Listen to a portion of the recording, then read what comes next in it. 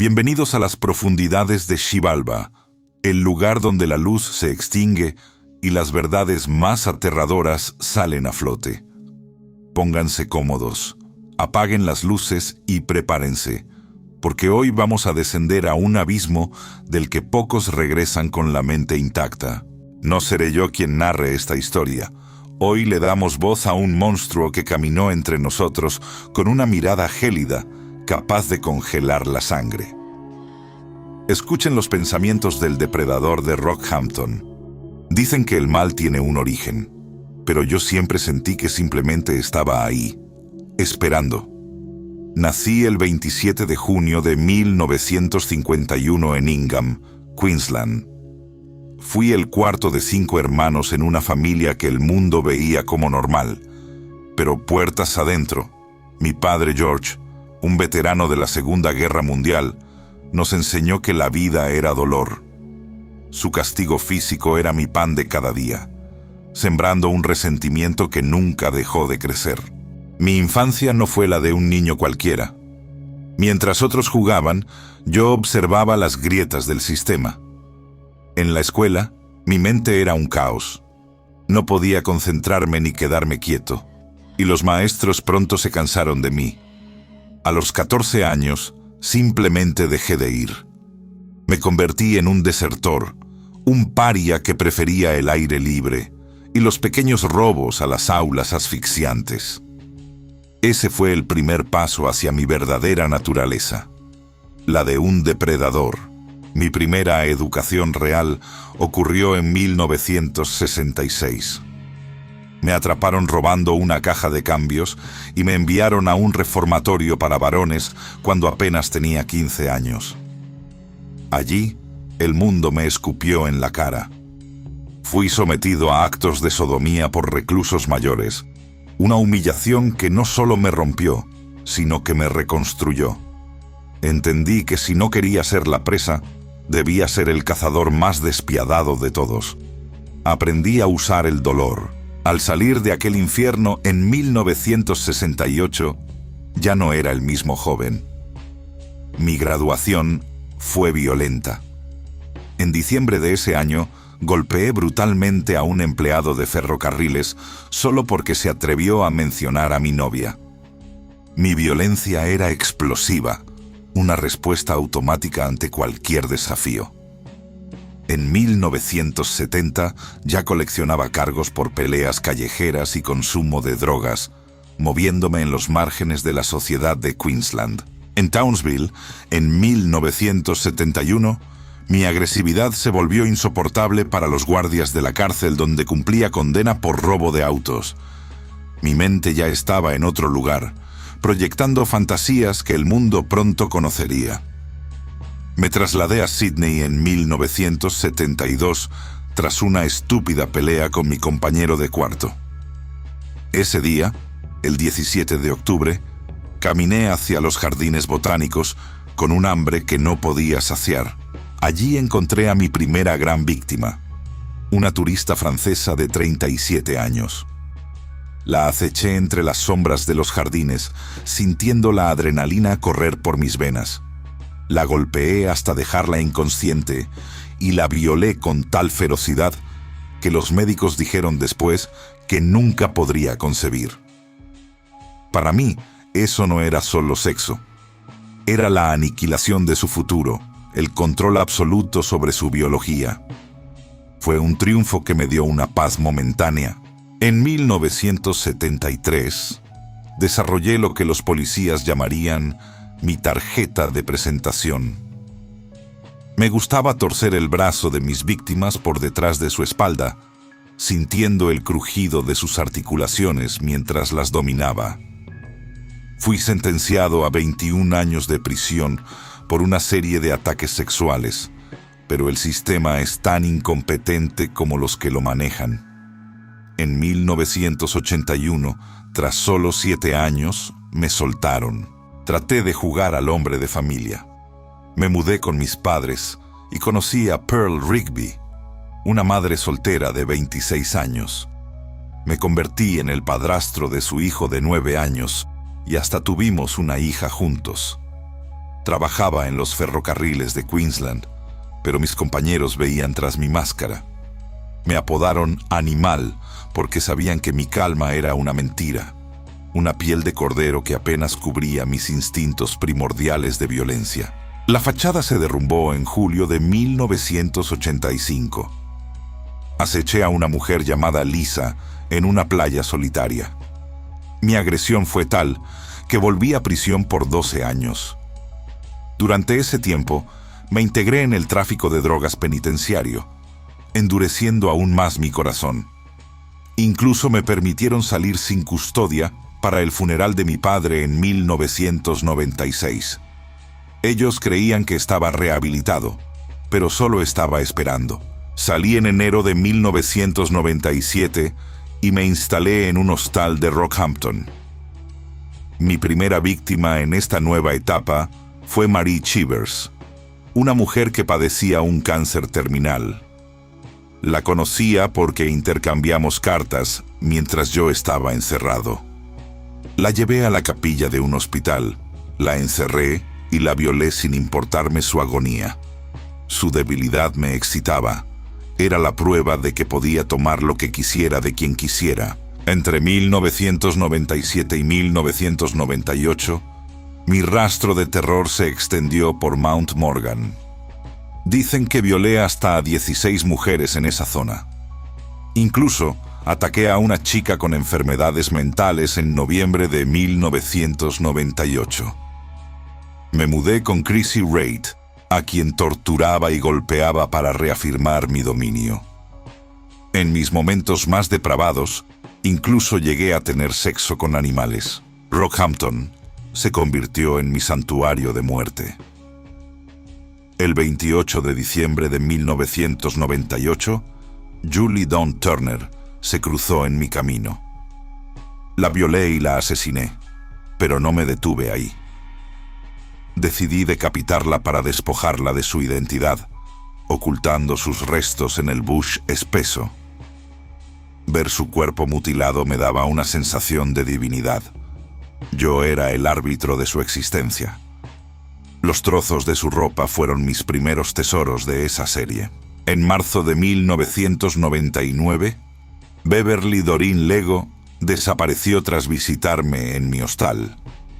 Poco después, el 17 de abril, fue Silvia Maria Benedetti quien se desvaneció.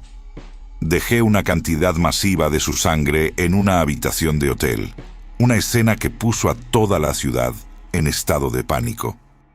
La gente dejó de salir de noche. El miedo era palpable en el aire, y yo me alimentaba de ese terror colectivo como un parásito. Pero nada se comparó con Keira Steinhardt. Tenía solo 9 años cuando la vi caminando a casa el 22 de abril. La intercepté a plena luz del día, la golpeé y la llevé a un lugar apartado donde la violé antes de cortarle la garganta. Puse su pequeño cuerpo en el maletero de mi auto y lo tiré como si fuera basura. Cuando la policía encontró su sangre en mi vehículo, supe que el círculo se estaba cerrando, pero aún me quedaba un as bajo la manga. Me arrestaron en mayo de 1999. La Task Force Alex me presionaba, pero yo no hablaba. Fue entonces cuando apareció Alan Quinn, un estafador profesional convertido en informante. Quinn supo cómo tocar mi vanidad.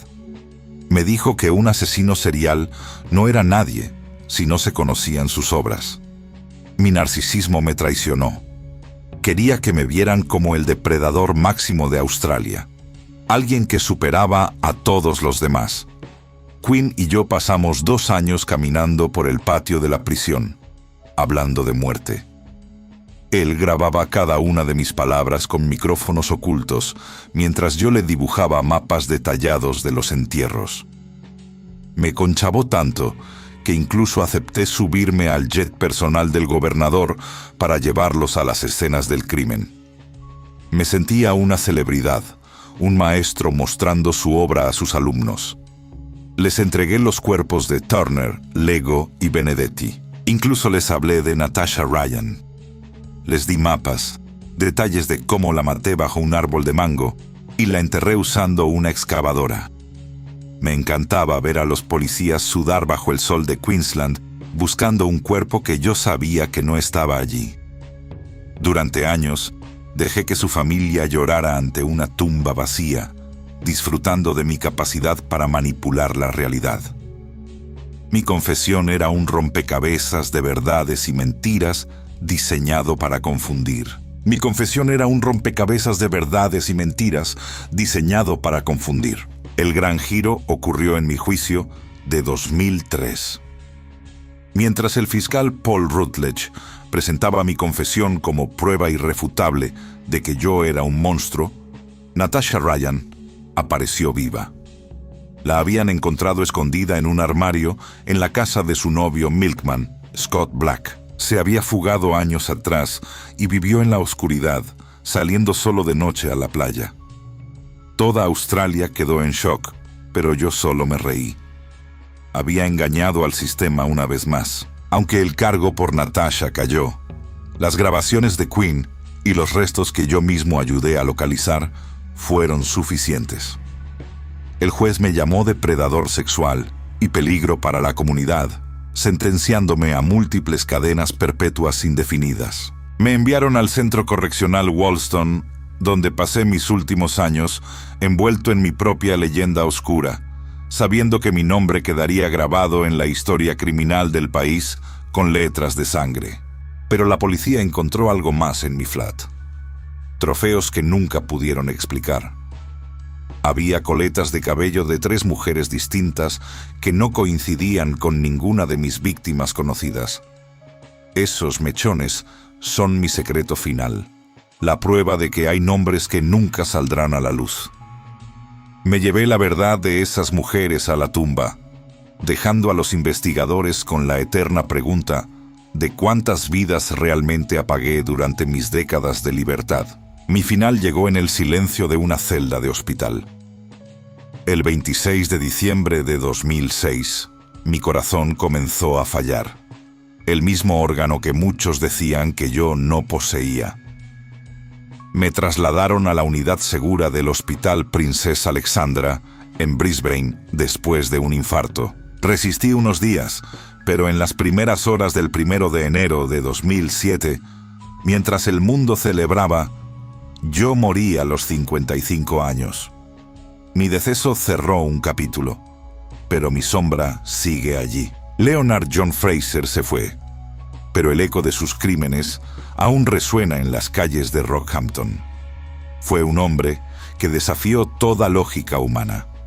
Un depredador que disfrutó de su propia infamia hasta el último aliento. Gracias por acompañarnos en este oscuro recorrido por Xibalba. No olviden que estamos a muy poco de llegar a nuestra meta de 1000 suscriptores. Su apoyo es lo que nos permite seguir investigando estos casos que nos quitan el sueño. Suscríbanse, compartan y comenten. ¿Creen que Fraser escondía aún más víctimas? Nos vemos en el próximo descenso a las sombras.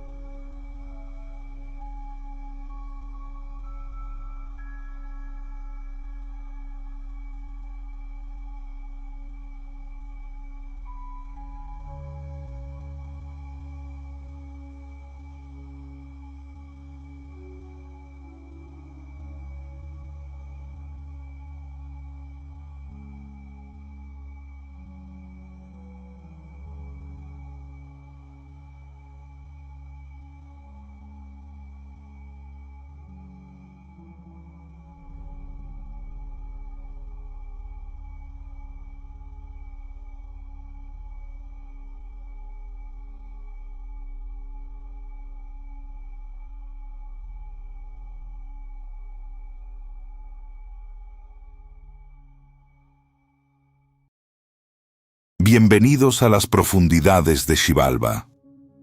Hay rincones en la psique humana donde la luz no se atreve a entrar.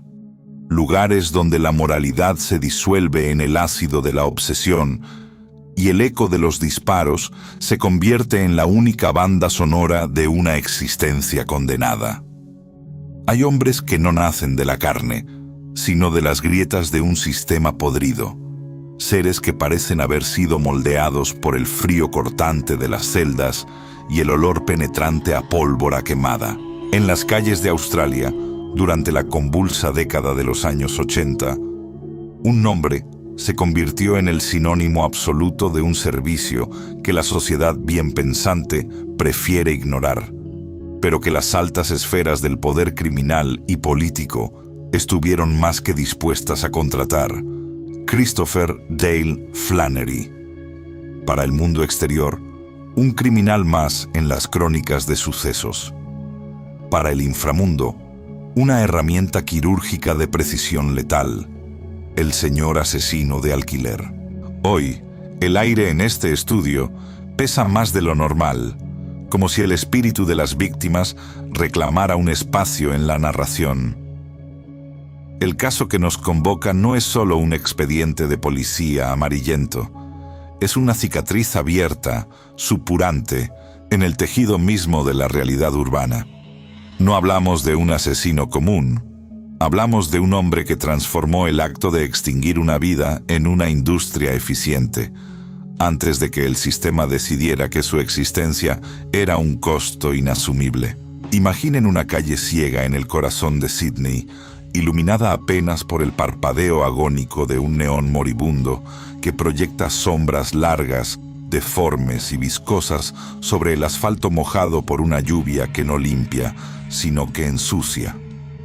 Ahí, donde el silencio es tan denso que se puede palpar con los dedos, comenzó la verdadera pesadilla.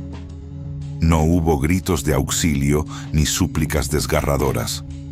El mal verdadero simplemente sucede, como un apagón súbito en medio de una operación. Sydney, a mediados de los años 80, era una joya resplandeciente bajo el sol del Pacífico, pero bajo su superficie de cristal y acero se gestaba una guerra de sombras.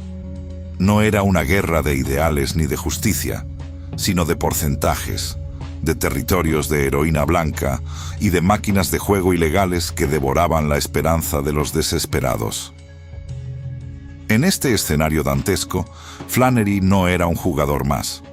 Era el factor de corrección, el ejecutor de las sentencias. Era un hombre de mirada vacía, gélida, con manos que jamás conocieron el temblor de la duda.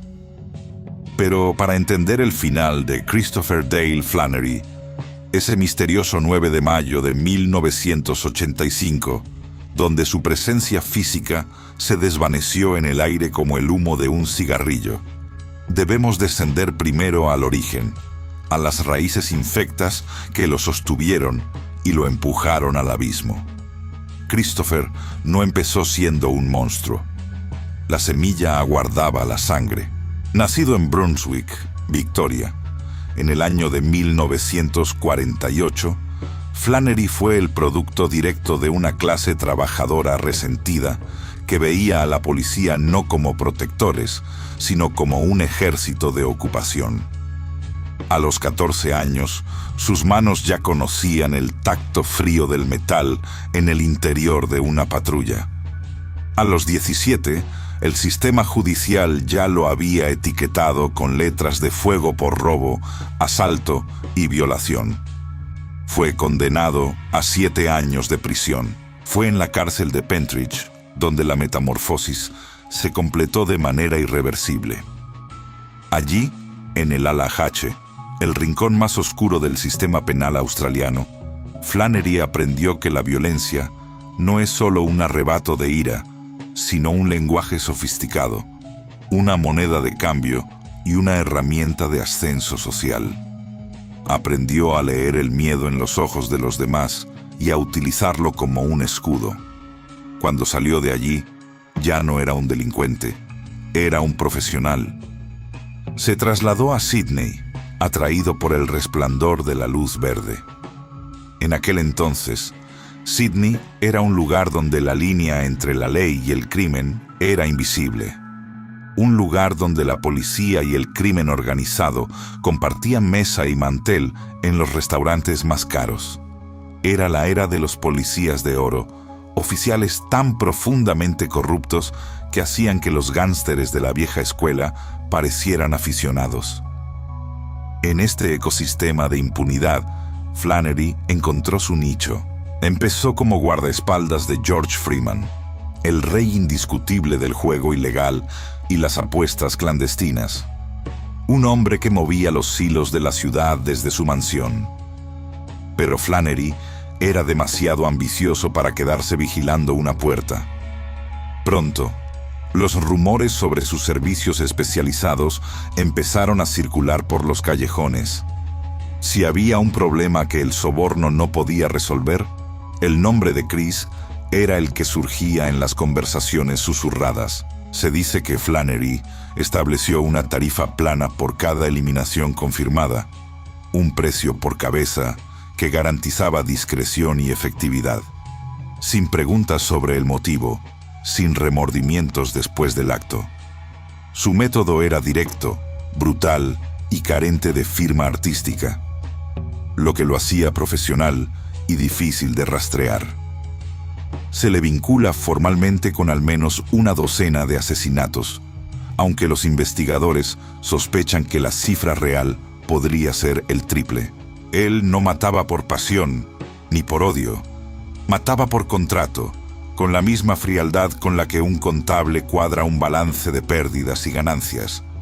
Sin embargo, en el fondo de su psique fragmentada, algo mucho más oscuro latía. Los perfiladores modernos sugieren que Flannery disfrutaba del poder absoluto que otorga el dedo sobre el gatillo. No era solo el fajo de billetes lo que lo movía. Era la supremacía divina sobre la vida ajena en un mundo que siempre lo pisoteó. La tensión en Sydney alcanzó su punto de ebullición crítica en el año de 1984. La guerra de bandas ya no era una metáfora. Eran cuerpos reales apareciendo en cunetas y tiroteos a plena luz del día frente a hoteles de 5 estrellas. Flannery se alineó con Neddy Smith, otro titán del crimen con protección policial férrea. Pero Christopher cometió el error clásico. Empezó a romper la regla de oro de la supervivencia, la discreción absoluta. Empezó a creerse intocable. Su paranoia, alimentada por el consumo masivo de cocaína, creció al ritmo de su cuenta bancaria. Caminaba por la ciudad con un chaleco antibalas de grado militar bajo su traje de seda, portando un rifle de asalto Armalite como si fuera un accesorio de moda. Se volvió volátil, peligroso incluso para sus aliados. Empezó a disparar contra cualquiera que su mente febril sospechara que tenía vínculos con sus rivales, McCann o Tom Domican. Incluso la policía corrupta empezó a sentir un miedo frío en la nuca. Roger Rogerson, el detective más condecorado y criminal de Australia, lo describiría como una plaga incontrolable. Flannery ya no respetaba las jerarquías. En una reunión para negociar una paz precaria, soltó una frase que sellaría su destino. Ustedes no son una especie protegida, no son malditos koalas. En ese instante, el sicario se convirtió en un cabo suelto. Y en Xibalba, los cabos se cortan. El 27 de enero de 1985, el destino le envió un aviso. Mientras caminaba hacia su casa con su esposa Kathleen, una ráfaga de 30 disparos de un fusil Armalite destrozó la noche. El metal desgarró la chapa y los cristales estallaron como diamantes negros, hiriendo a Flannery en el brazo. Sobrevivió por puro instinto animal, pero el mensaje fue entregado con claridad meridiana. El cazador se había convertido finalmente en la presa. Se mudó al edificio Connaught, un búnker de lujo frente al Hyde Park, convencido de que las cámaras y las puertas reforzadas lo mantendrían a salvo de las balas de sus antiguos amigos. No fue capaz de entender que el peligro real no estaba en los callejones, sino en el auricular de los teléfonos que contestaba con confianza suicida. Su desaparición no fue un acto de magia, fue un proceso de descarte industrial ejecutado por profesionales que él mismo habría respetado. Para entender por qué fue descartado, debemos observar la precisión de sus propias herramientas. No se llega a ser el señor asesino de alquiler solo por voluntad. Se llega ahí por la capacidad de deshumanizar al objetivo hasta convertirlo en una cifra roja. Regresemos a noviembre de 1980, al caso de Roger Wilson. Wilson no era un gángster de alto vuelo, era un hombre que sabía demasiado y cometió el error imperdonable de hablar en lugares equivocados. Wilson fue secuestrado con eficiencia militar, obligado a conducir hacia su propio final en las afueras de Melbourne. Imaginen la escena: el frío húmedo de Victoria penetrando los huesos, el olor rancio de la tapicería vieja y el cañón frío de una pistola rozando la nuca del conductor, aterrado. Flannery no sentía empatía. Su mirada atravesaba a las personas como si fueran objetos inanimados, visualizando el cadáver rígido en el que se convertirían en pocos segundos. A Wilson lo ejecutaron sin ceremonias y su cuerpo se convirtió en parte del paisaje invisible de Australia. Nunca apareció. Fue en este juicio donde Flannery, con una arrogancia patológica, fue absuelto. La justicia no pudo contra el silencio comprado con amenazas de muerte. Ese fue el momento de iluminación para Christopher. Comprendió que la ley era simplemente una sugerencia para los débiles, y el miedo era la única constitución vigente y respetada por todos. La luz verde es la clave maestra de la carnicería. Flannery era un contratista externo de la ley desviada. Detectives como Roger Rogerson necesitaban a alguien para el trabajo sucio que un policía no podía firmar. Por cada eliminación, el sistema se limpiaba de un competidor incómodo y los bolsillos de los oficiales se llenaban de billetes manchados. Era una simbiosis perfecta.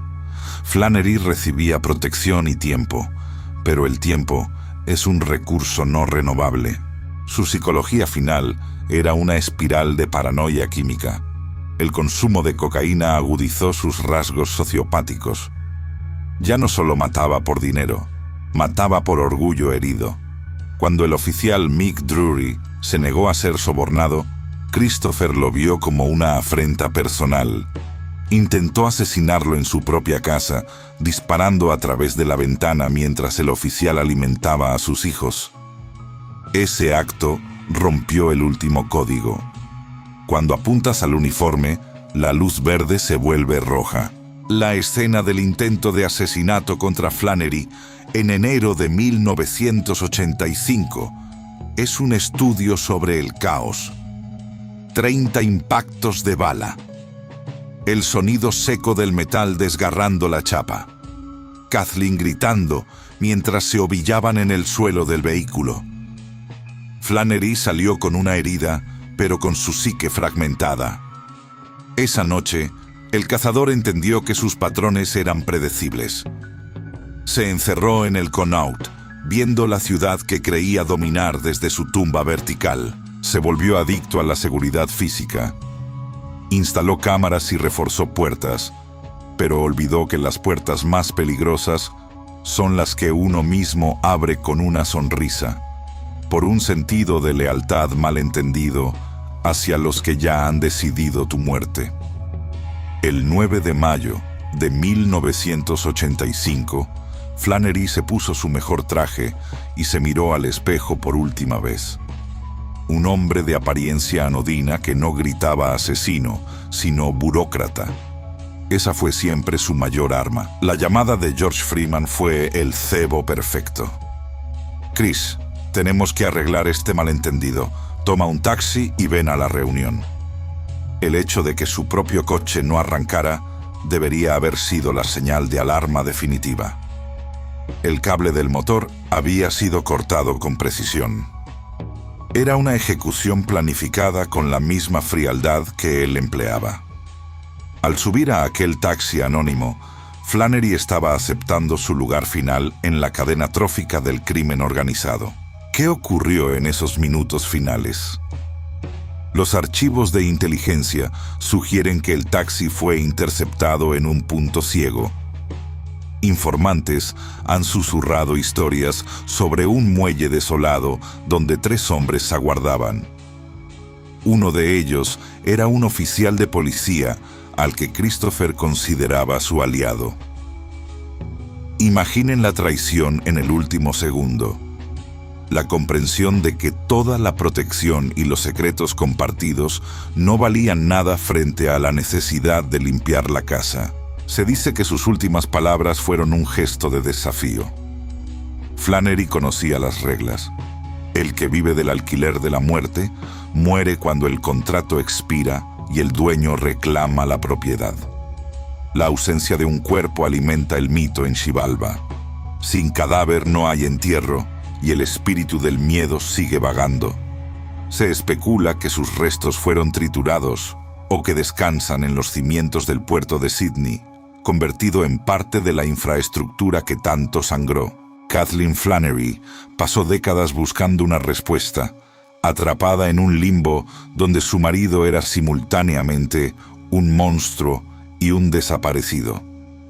El sistema judicial lo declaró muerto en 1997, un trámite vacío para cerrar un misterio que ya pertenecía al folclore criminal. Flannery fue el síntoma de una enfermedad sistémica. Los recolectores de basura de las élites que se manchan las manos para que otros luzcan guantes blancos de seda. Su historia recuerda que en Xibalba no existe el honor, solo los intereses. Cuando el interés se agota, el individuo desaparece. Hoy, cuando sientan una ráfaga de viento frío entre los rascacielos de Sydney, recuerden que bajo el concreto palpitan los secretos de una era donde la vida tenía un precio de alquiler. El señor asesino se fue sin dejar rastro, pero su sombra sigue proyectándose sobre cada caso sin resolver. Esto es Xibalba de Cirul, donde el silencio mata. Ustedes creen que el tiempo es una línea que va del nacimiento a la muerte, pero en el lugar del espanto.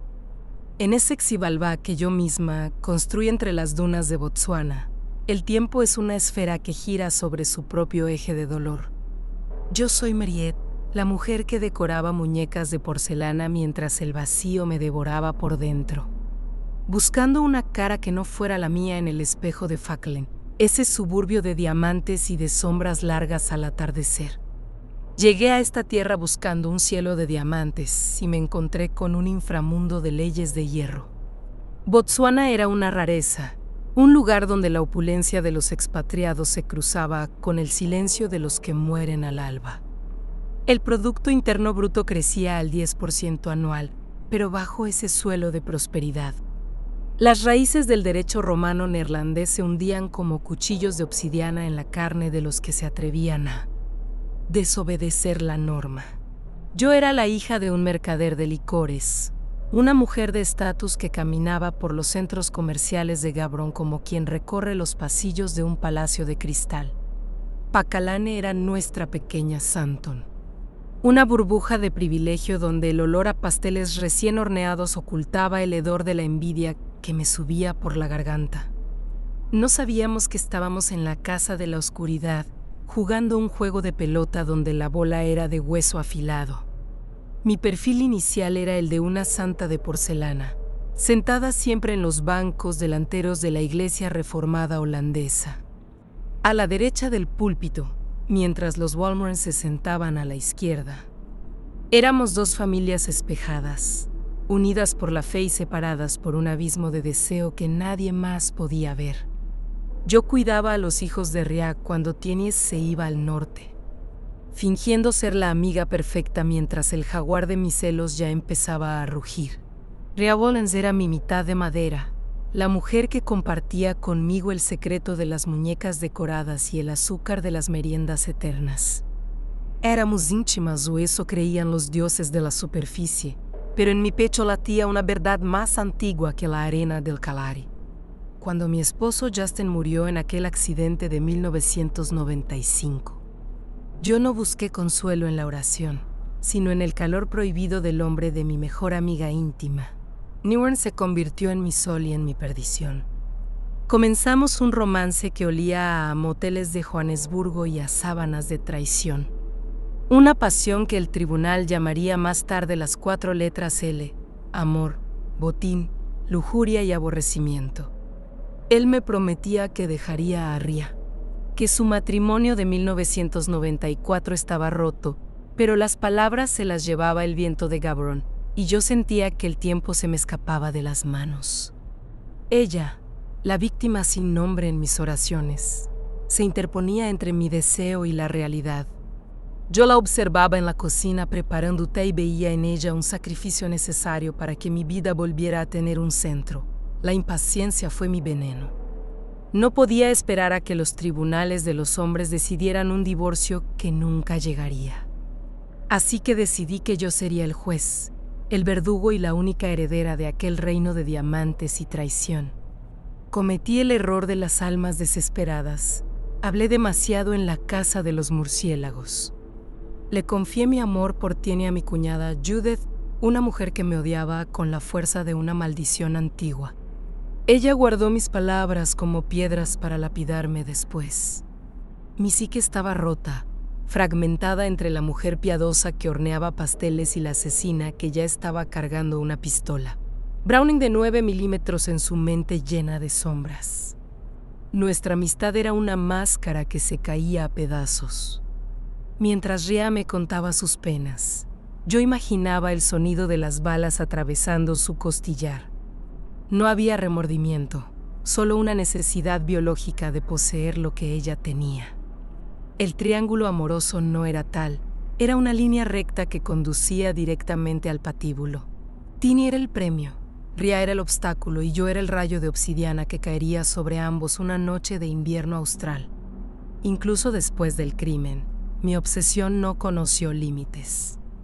3 meses después de que el cuerpo de Rhea fuera enterrado, yo ya estaba encargando un vestido de novia en Pretoria, soñando con una boda blanca sobre una tumba fresca. Aquel acto de vanidad fue el grito que despertó a los señores de Xibalbá. Ureth, al ver el vestido y recordar mis confesiones, comprendió que la pistola que le di a guardar no era una reliquia, sino el arma del sacrificio final. La noche del 26 de junio de 1996, el cielo de Fajlan estaba mudo. Yo conduje 2 bloques, sintiendo el metal frío de la pistola de mi padre contra mi muslo. Crucé la frontera de Botsuana días antes con el arma oculta, un rayo negro que pasé bajo las narices de los guardias. No era una intrusa, era una invitada de la muerte. Escalé el muro de seguridad de 6 pies con una fuerza que solo el odio absoluto puede otorgar. Rhea estaba en el pasillo, el olor a té inundaba el aire, una escena de paz doméstica que yo iba a destrozar. No hubo palabras de despedida. El primer disparo la alcanzó en las costillas, el segundo en el estómago. La energía cinética de esos 2 proyectiles de 9 milímetros fue de 490 Julio S. Una fuerza física que la física describe con precisión quirúrgica, pero que para mí fue el sonido de la libertad rompiendo el cristal del tiempo. El cuerpo cayó junto a la bandeja de té volcada, una mancha de sangre que se extendía como un mapa del inframundo.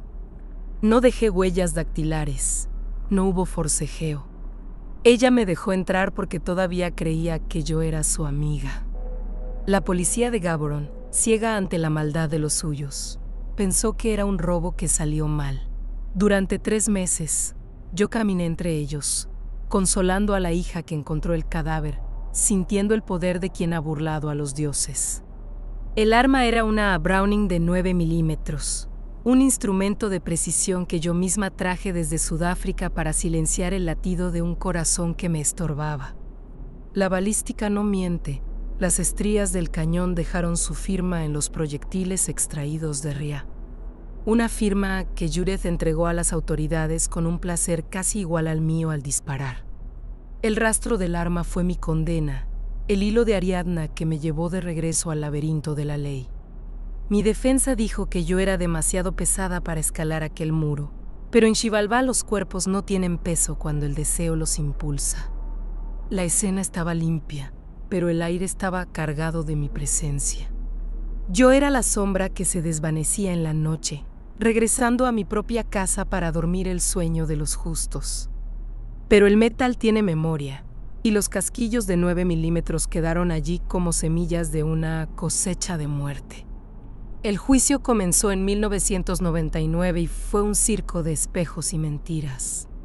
Yo llegaba cada día con mi sombra de ojos azul perfectamente aplicada, una máscara de porcelana frente al juez Isaac Aví.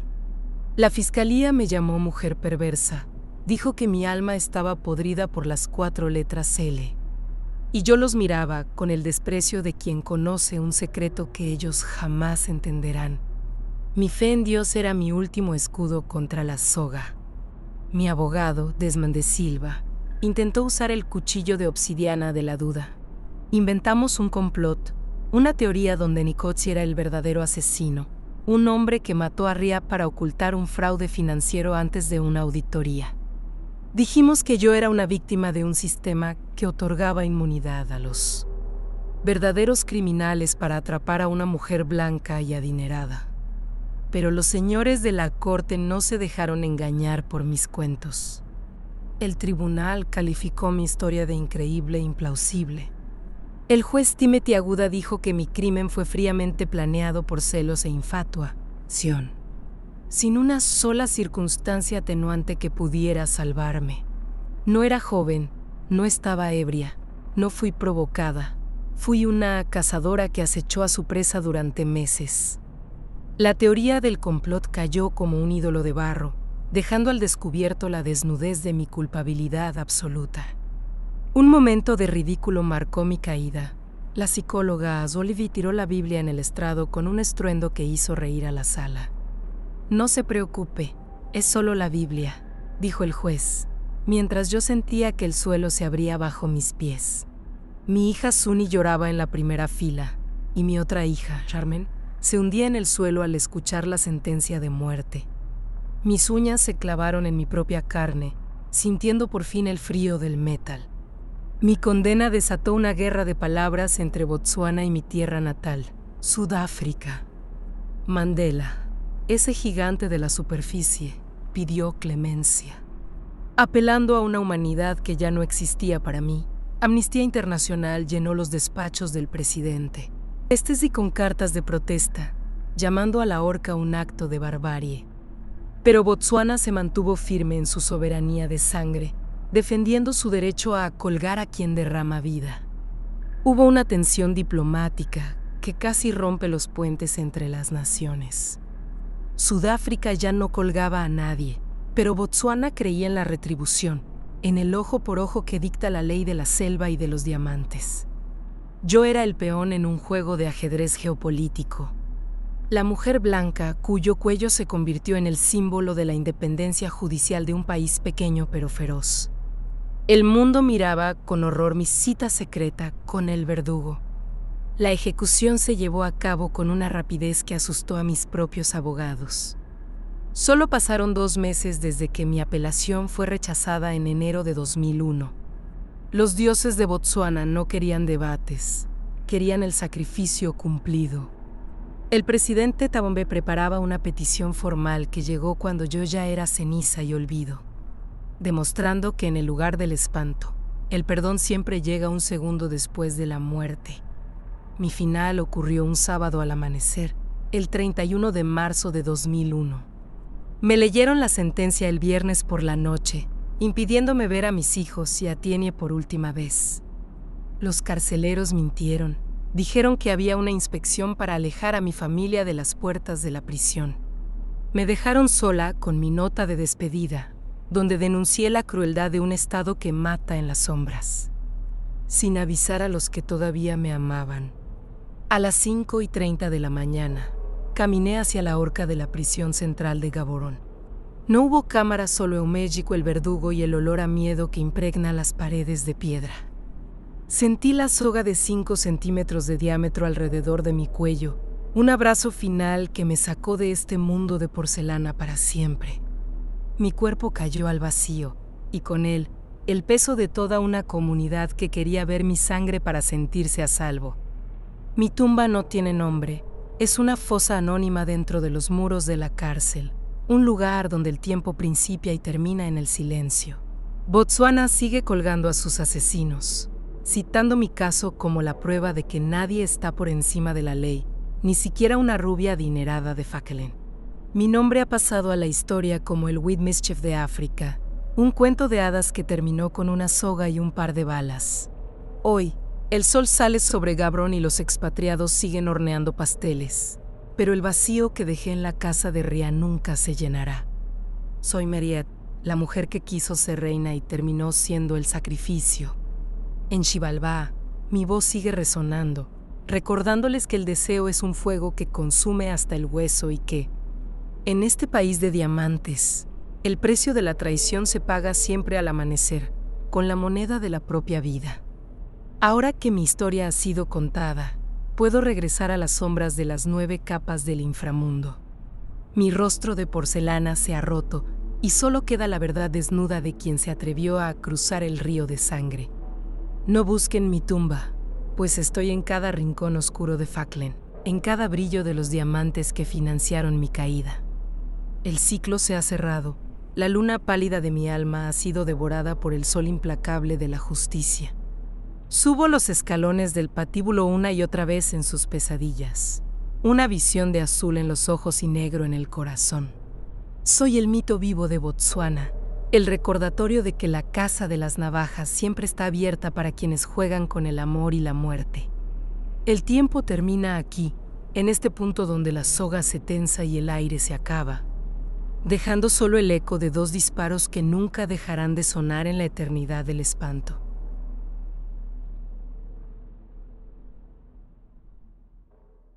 Bienvenidos a Xibalbá, donde la muerte no es el final, sino un experimento químico que yo mismo perfeccioné durante 12 años de impunidad absoluta. Soy Miguel, y hoy les abro las puertas de mi laboratorio del horror en la colonia Santa Anita, donde cada cuerpo se volvió una estrofa de mi macabra poesía. Antes de que el ácido disuelva la evidencia, les pido que se suscriban y activen la campana para no perderse esta crónica narrada por el propio verdugo en persona. En este episodio, exploraremos cómo mi mente brillante se transformó en la de un depredador metódico que burló a las autoridades mientras coleccionaba cráneos y diarios llenos de confesiones veladas. Mi infancia marcada por la violencia y mi éxito académico en el Politécnico fueron las 2 caras de una moneda que hoy les presento sin filtros ni arrepentimiento alguno. Acompáñenme a descubrir por qué me llaman el monstruo de Iztacalco en este abismo. La ciencia fue mi máscara perfecta y el carisma mi mejor anzuelo para atraer a quienes formaban parte de mi círculo cercano, sin que nadie sospechara que tras el activista vegano se ocultaba un necrofílico sediento de control. Prepárense para escuchar la verdad de mis crímenes detallados uno a uno desde las sombras antes de que el tiempo se agote y la justicia sea solo un eco lejano en los expedientes de la Fiscalía que nunca supo cómo detenerme a tiempo hoy mismo. Nací el 25 de octubre de 1984 en la alcaldía Gustavo A. Madero, bajo una fachada de rectitud familiar. Mi padre era un químico bacteriólogo del Instituto Politécnico Nacional, un hombre de ciencia que descargaba su furia contra nosotros, mi hermana Claudia, y yo crecimos en un ambiente de violencia doméstica que moldeó mis impulsos. Aprendí que el mundo se divide en quienes dominan la materia y quienes son simplemente consumidos por la fuerza ajena. Ese maltrato temprano fue el catalizador de mi personalidad antisocial y mis inclinaciones sexuales perturbadoras que los peritos llamarían psicopatía. Años después, me refugié en los libros y en el estudio de los microorganismos, sintiendo una conexión especial con aquello que no tiene alma, pero puede destruir organismos complejos. Recuerdo que en mi niñez incluso llegué a ofrecer veneno a una compañera de escuela que pensaba en el suicidio, pues la muerte siempre fue mi aliada. Durante mi adolescencia en Azcapotzalco, me convertí en el estudiante ejemplar que todos admiraban por mi inteligencia, y calma ingresé a la Escuela Nacional de Ciencias Biológicas del Politécnico, donde me gradué como químico bacteriólogo y parasitólogo, dominando 3 idiomas y participando en grupos de teatro independiente mientras construía una máscara de defensor de animales y veganismo.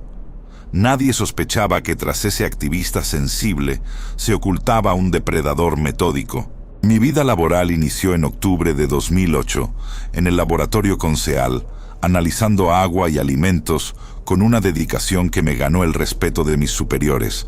Pasé por empresas como Nebuco, donde manejaba vitaminas y materias primas, ganando acceso a químicos que pronto se convertirían en mis herramientas de trabajo más oscuras. Mi rostro era el de la normalidad cotidiana, el vecino silencioso que siempre saludaba con cortesía, mientras en mi interior planeaba el primer golpe. La cronología de mi despertar criminal comenzó formalmente en agosto de 2012, con la joven Amairani Roblero González. Ella tenía 18 años y soñaba con su graduación cuando sus pasos se cruzaron con los míos en Iztapalapa. Fue mi primera experiencia transformando a un ser humano en un objeto de estudio y disposición final, descubriendo que mi conocimiento técnico me permitía borrar rastros que la policía ignoraría por más de una década entera bajo una total impunidad. Mi modus operandi se basaba en la confianza y la cercanía. Seleccionaba a mis víctimas entre amigas, compañeras de trabajo o vecinas, atrayéndolas a mi departamento en la colonia Santa Anita. Aquel lugar se convirtió en mi santuario privado, donde las paredes resguardaban gritos que nadie escuchó jamás. Utilizaba mi perfil profesional para manipular su percepción, y una vez que estaban en mi dominio, el tiempo dejaba de existir para ellas, convirtiéndose en parte de mi colección. En febrero de 2015, conocí a Frida Sofía Lima Rivera, una estudiante de 22 años que me consideraba un guía y amigo. Le regalé el libro El perfume, sin que supiera que el protagonista de esa obra era mi espejo más fiel. El 7 de febrero de ese año, Frida desapareció de la faz de la tierra para entrar en mi diario personal, donde su muerte fue celebrada con versos macabros que publiqué en Facebook sin que nadie comprendiera la magnitud de mi confesión. Escribí poemas donde describía cómo su piel se manchaba de rojo escarlata y cómo decidí quedarme con su cuerpo inerte para ponerlo en un altar y llorar a sus pies en un acto de necrofilia que me hacía sentir más vivo que nunca.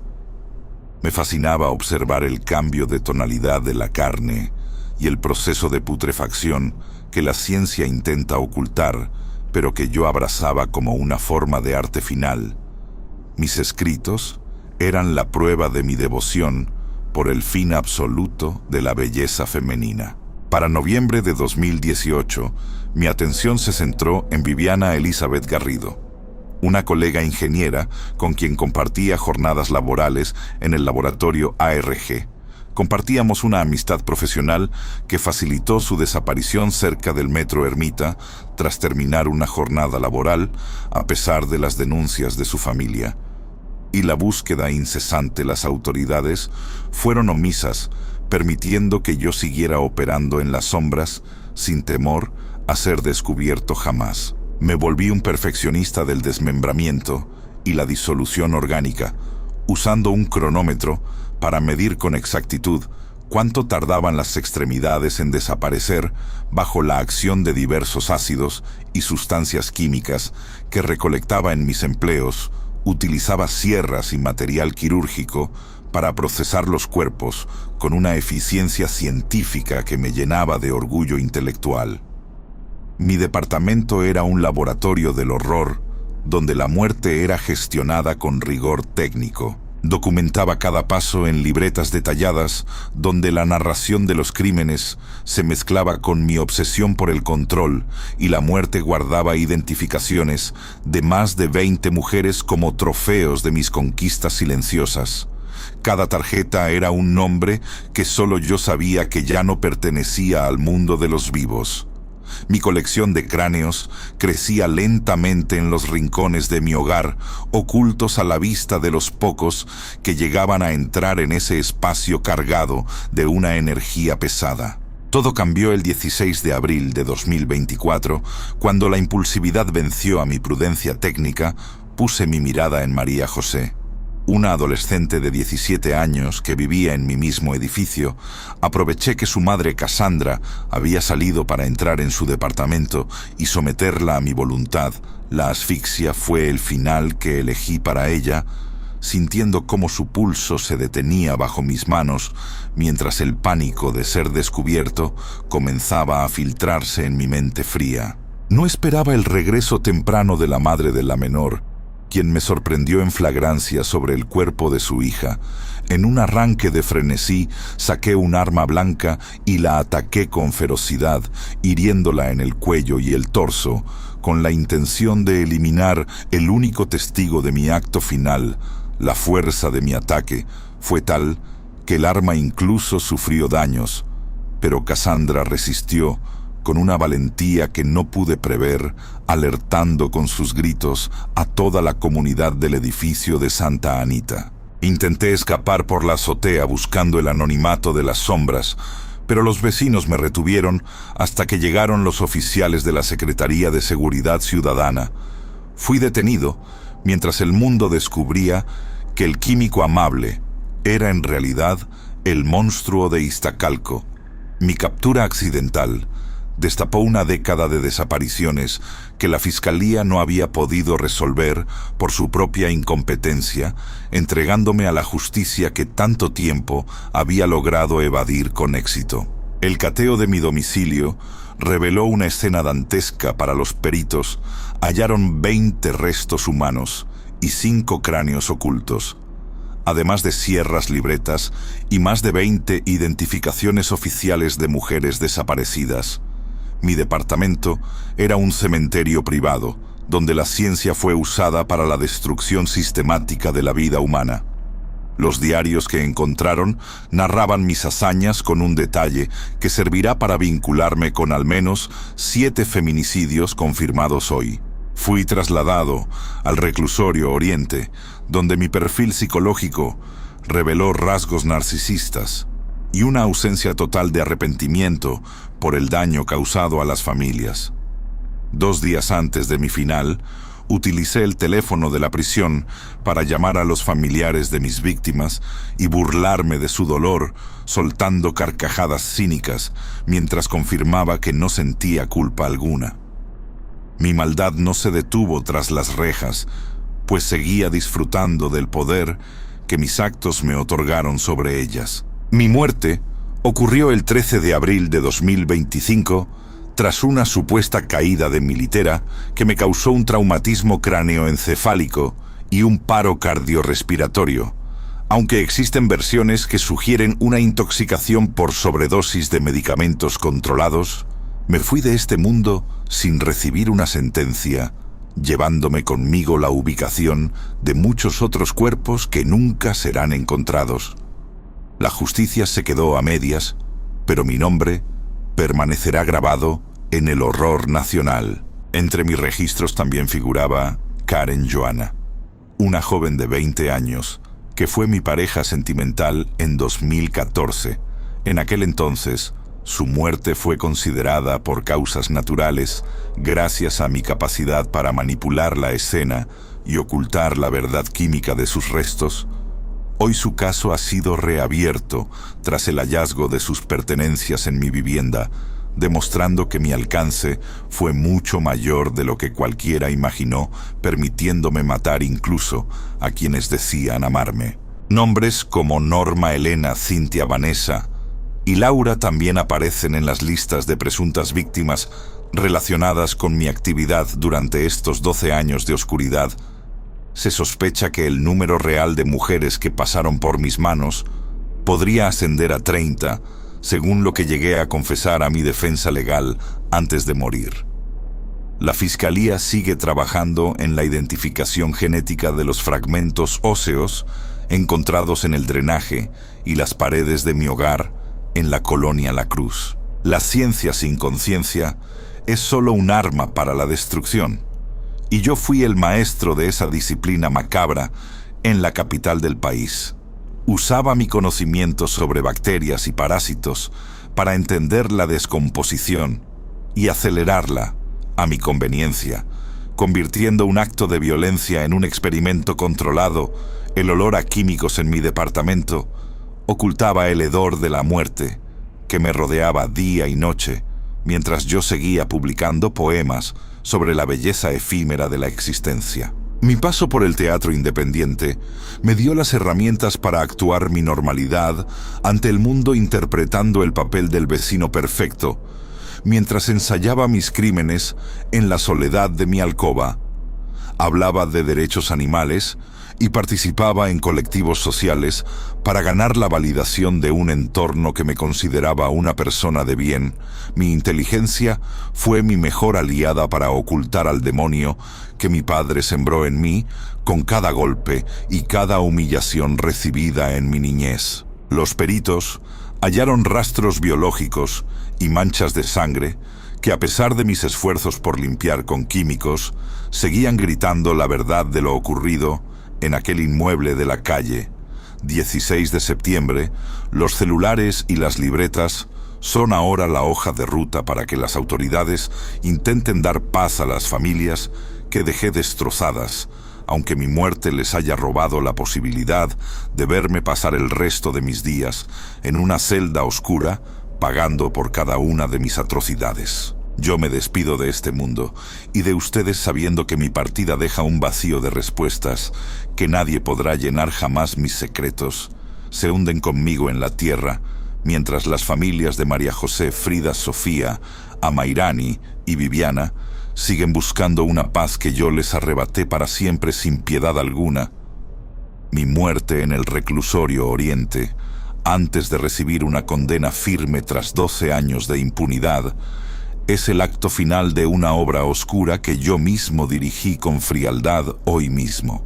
Les agradezco por acompañarme en este recorrido por los pasillos de mi memoria criminal y los invito a que se suscriban a Xibalba, activando la campana para que no se pierdan los próximos relatos de horror real que exploramos aquí.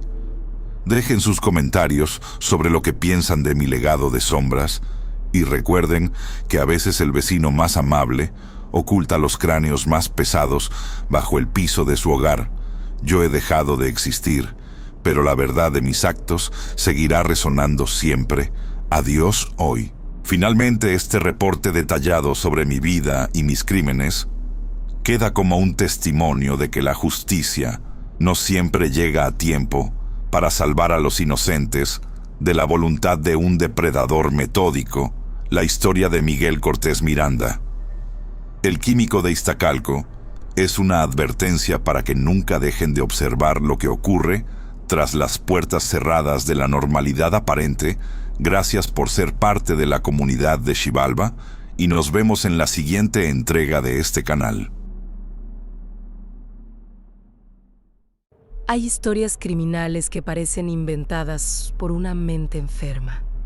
Historias tan perturbadoras que incluso los investigadores que las estudiaron durante años aún recuerdan cada detalle con escalofríos. Esta es una de esas historias. Ocurrió en Australia, en una comunidad donde casi todos se conocían. Nadie imaginaba que detrás de una relación aparentemente común se escondía una violencia que terminaría convirtiéndose en uno de los crímenes más impactantes de la historia moderna del país. Antes de continuar, imagina un pequeño pueblo rodeado de colinas verdes. Carreteras tranquilas y casas sencillas donde la rutina parece repetirse día tras día. Un lugar donde las personas trabajan, crían a sus hijos y esperan que nada rompa la calma. Ese lugar existía y allí comenzó todo. Pero para entender lo que ocurrió aquella noche que conmocionó a todo un país, es necesario regresar muchos años atrás, hasta la infancia de una niña que creció rodeada de violencia. Mi nombre es Catherine, y esta es la historia de cómo todo comenzó. Mucho antes de que la sangre cubriera las paredes de aquella casa, porque los monstruos no nacen de la nada. Se forman lentamente, como una herida que nunca cicatriza. Nací el 24 de octubre de 1955 en la pequeña ciudad de Tenterden, en Nueva Gales del Sur, Australia. Un lugar rodeado de colinas, campos verdes y carreteras solitarias. Era una comunidad rural tranquila, donde todos se saludaban y las noticias corrían rápido entre vecinos. Tenterden parecía el tipo de lugar donde nada malo podía ocurrir. Pero dentro de mi casa la tranquilidad no existía. Crecí viendo violencia casi todos los días. Mi padre bebía demasiado y descargaba su rabia contra mi madre. Recuerdo los gritos atravesando las paredes, los golpes, el sonido de platos rompiéndose contra el suelo. Yo era apenas una niña, pero aprendí pronto que el amor podía mezclarse con el odio. Mi madre, por su parte, tenía una relación extraña con el dolor. A veces me contaba detalles de su vida íntima con los hombres que había conocido. Lo hacía sin vergüenza, como si aquellas historias fueran normales para una niña. Con el tiempo empezó a repetirme algo que se quedó grabado en mi cabeza: los hombres eran peligrosos. Decía que todos traicionaban, que todos lastimaban. Tal vez tenía razón. En la escuela yo no era precisamente una niña amable. Algunos dirían que era una abusadora. Otros dirían que simplemente aprendí demasiado pronto a defenderme. Recuerdo peleas en el patio, gritos, golpes. Había algo dentro de mí que se encendía cuando alguien me desafiaba. Era como una chispa. Y cuando esa chispa aparecía, yo no sabía detenerme. A los 15 años dejé la escuela. No me interesaba estudiar. Lo único que quería era trabajar y ganar dinero. Conseguí empleo en un matadero. El olor metálico de la sangre, el sonido de las cuchillas cortando carne, los cuerpos colgados en ganchos. Todo aquello que a muchos les revolvía el estómago a mí me resultaba normal, incluso cómodo. Aprendí rápido, muy rápido. Sabía exactamente dónde cortar para separar la piel de la carne. Sabía cómo desmembrar un animal con precisión. Para mí era simplemente trabajo, nada más. Con el tiempo me convertí en una de las mejores trabajadoras del lugar. Algunos compañeros incluso decían que tenía talento para ese tipo de labor. No lo decían con admiración. Lo decían con una mezcla de respeto y miedo. Porque cuando trabajas todos los días rodeado de sangre, algo dentro de ti cambia. Mi adolescencia se convirtió en una cadena de relaciones intensas y violentas. Amaba con la misma fuerza con la que odiaba. Mis parejas pronto descubrían que yo no era una mujer tranquila. Si sentía que me traicionaban, perdía el control. Una noche incluso intenté estrangular a mi primer esposo durante una discusión. En otra ocasión le golpeé la cabeza con una sartén hasta fracturarle el cráneo. Para muchos eso habría sido suficiente para alejarse, pero algunos hombres creían poder controlarme. Se equivocaban. Mis relaciones terminaban siempre de la misma manera: gritos, golpes, amenazas. Había algo dentro de mí que no soportaba la idea de ser abandonada. El rechazo despertaba una furia que ni yo misma entendía. Y entonces apareció él. Su nombre era John Charles Thomas Price. John era un hombre tranquilo, trabajador, conocido en su comunidad. Había pasado gran parte de su vida en la región minera del Valle de Hunter, en Australia. Era el tipo de persona que parecía llevarse bien con todo el mundo. Tenía hijos, amigos, un trabajo estable. Cuando nos conocimos, algo en él me atrajo inmediatamente. Tal vez era su calma, tal vez era su paciencia, o tal vez simplemente era el tipo de hombre que yo sabía que podía perder. Al principio todo parecía normal. Salíamos juntos, compartíamos cenas, hablábamos durante horas. Pero las personas que lo conocían empezaron a notar algo extraño. Yo tenía un temperamento impredecible. Si John hablaba con otra mujer, incluso por cortesía, mi mente se llenaba de sospechas. Las discusiones se volvieron frecuentes. A veces lanzaba objetos, a veces lo amenazaba.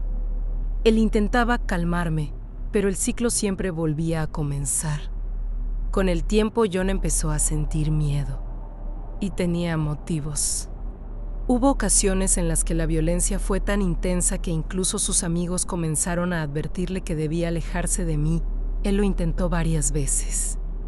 Pero cada vez que se marchaba, yo encontraba la forma de volver a su vida. Hasta que finalmente decidió que ya había tenido suficiente. Un día John fue al tribunal para solicitar una orden de alejamiento. Había llegado al límite. Sabía que nuestra relación era peligrosa. Incluso le dijo a algunos compañeros de trabajo algo que después resultaría escalofriante. Si algún día no llegaba al trabajo, probablemente yo lo había matado. No era una broma. La noche del crimen comenzó como cualquier otra. John estaba en casa. Habíamos discutido nuevamente. La tensión en el aire era tan espesa que casi podía sentirse. Recuerdo observarlo mientras se quedaba dormido. Durante años había vivido con el miedo de que me abandonara. Esa noche decidí que nadie volvería a hacerlo. Tomé un cuchillo. Lo observé durante un momento. Era una herramienta común para mí. Había usado cuchillos miles de veces en el matadero. Sabía exactamente lo que podían hacer. Y entonces comencé. La primera puñalada lo despertó. John intentó defenderse. La sangre empezó a salir con rapidez. Él gritaba, trataba de levantarse, trataba de escapar. Pero yo no me detuve. Lo apuñalé una y otra vez. Los informes posteriores dirían que fueron 37 heridas, algunas en el pecho, otras en la espalda. Algunas atravesaron órganos vitales. Cuando finalmente dejó de moverse, la casa quedó en silencio. Pero aquello no había terminado.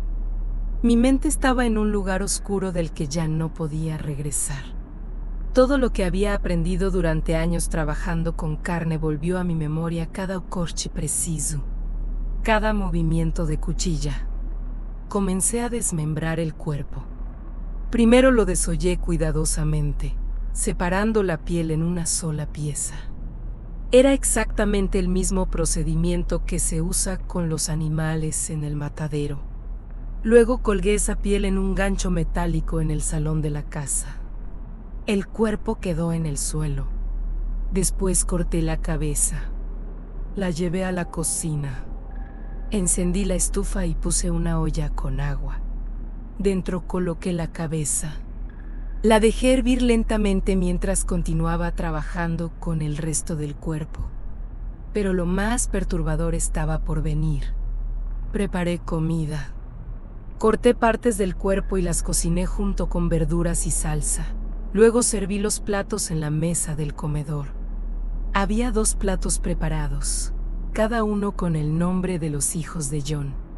La mesa estaba puesta, como si una familia estuviera a punto de cenar. Pero la cena nunca ocurrió. A la mañana siguiente John no llegó a trabajar. Sus compañeros comenzaron a preocuparse. Uno de ellos decidió ir a la casa para ver qué ocurría. Cuando llegó, algo no estaba bien. Había sangre. La policía fue llamada inmediatamente. Cuando los agentes entraron a la casa, encontraron una escena que ninguno de ellos olvidaría jamás.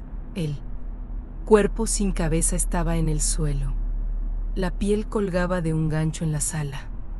En la cocina, dentro de una olla, estaba la cabeza hervida. Yo estaba inconsciente.